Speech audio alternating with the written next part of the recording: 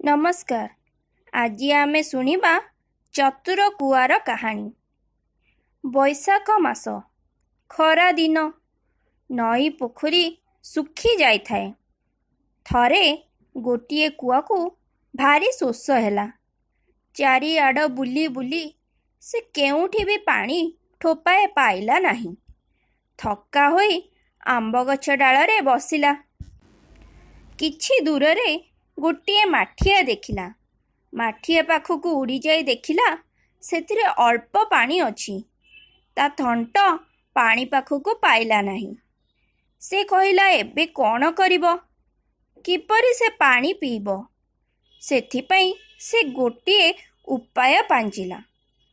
से देखिला पाखरे किछि गोड़ी पड़ी रहिछि। छोट छोट गोड़ी गोटाई आनी माठियारे पकाइला। तेणु पानी धीरे धीरे ऊपर को उठिला। कुआ थंट बुड़ाई पानी पीला। आनंदरे पानी पी उड़ीगला। एथिरु आमे शिखिले बुद्धि बलरे सबु काम करी हुए।